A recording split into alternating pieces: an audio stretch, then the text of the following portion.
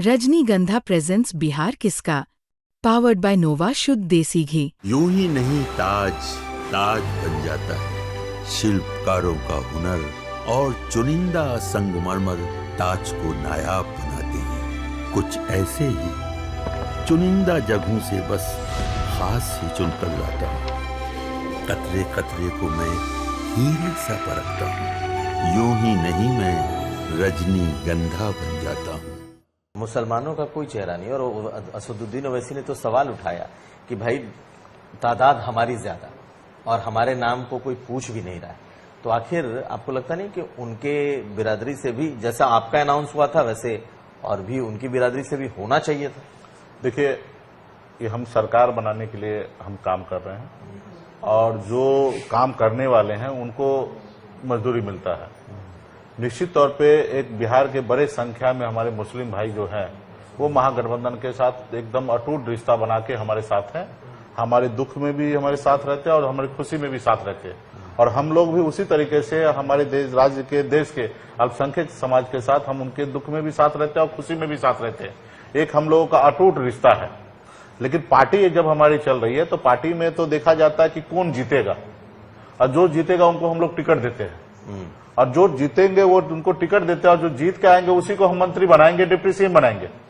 तो हमारे बिहार राज्य में बहुत सारे हमारे भाई जो अल्पसंख्यक है महागठबंधन से दर्जनों की संख्या में चुनाव लड़ रहे हैं और जब लड़ेंगे चुनाव जीत के आएंगे तो उसी में से हम उनको पावर देंगे।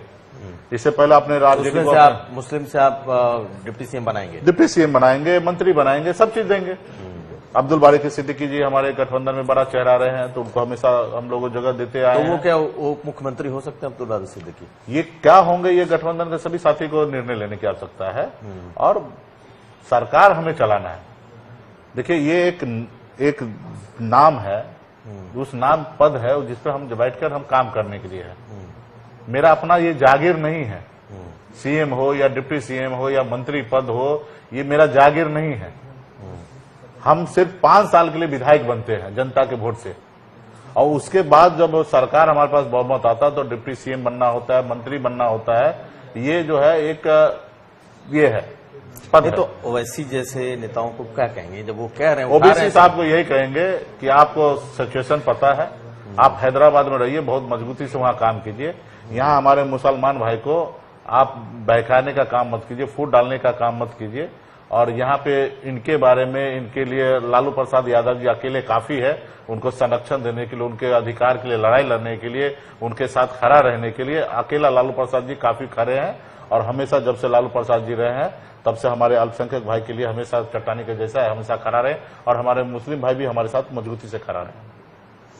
तो अब आप लोगों का क्या माना जाए कि आप तेजस्वी यादव और राहुल गांधी एक साथ कैंपेन करते हुए दिखाई देंगे? हाँ, कुछ कुछ जगह पे एक साथ दिखेंगे, कुछ कुछ जगह पे तेजस्वी जी अलग से प्रचार करेंगे, मैं अलग से करूंगा, प्रियंका जी अलग करेंगी और राहुल जी अलग करेंगे। तो क्योंकि 243 सीट है और बहुत कम समय बचा हुआ है और सब साथी एक साथ में मिलकर सब सीट पर जा नहीं पाएंगे, तो इसलिए स्टार्टिंग में तो साथ में हम लोग जा रहे हैं। इसके बाद सब जितने भी लीडर हैं, नेतागण हैं, सब अलग अलग प्रचार करेंगे। बीजेपी ने बहुत पहले से अपना कैंपेन शुरू कर दिया। मुख्यमंत्री अमित शाह, प्रधानमंत्री कल भी आ रहे हैं। आपको लगता है कि आप लोगों ने लेट कर दिया? अमित शाह जी क्या है कि देखिए, पहले से इसलिए कर दिया कि वो बिहार के तो है नहीं, उनको बिहार में आकर प्रचार करना फिर जाना है। हम लोग तो बिहार में रहते हैं, हमको जाना कहाँ है? हम यहाँ है तो वो भी प्रचार है। हम 5 साल हम किए क्या? यही तो काम किए हैं।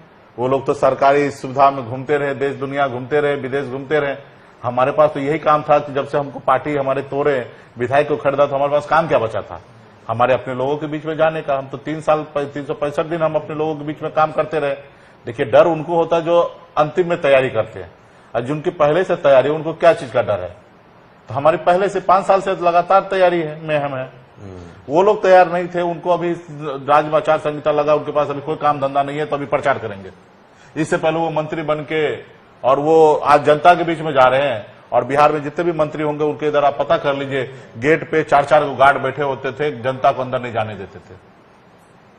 जितने भी मंत्री है, चाहे वो मुख्यमंत्री क्यों ना हो, किसी जनता को गेट के अंदर जाने देते नहीं, देने जाते थे। और आज उनको जरूरी गिरा तो जनता के बीच में जा रहे हैं मुख्यमंत्री।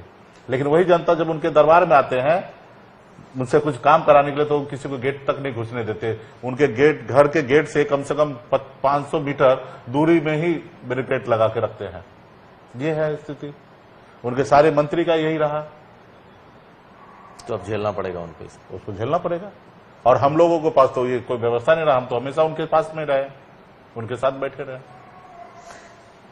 चलिए, बहुत शुक्रिया बात करने के लिए और धन्यवाद। मेरी शुभकामनाएं। आपने जिस पद के लिए अपने इतने समय तक इतना टफ नेगोशिएशन किया, मेरी बहुत शुभकामनाएं। संघर्ष किया, बहुत संघर्ष। धन्यवाद। तो हमारे साथ थे मुकेश सहनी, वीआईपी पार्टी के सर्वोच्च नेता हैं और अब इनके चेहरे पे मुस्कुराहट आप साफ देख सकते हैं। कुमार अभिषेक, पटना, बिहार।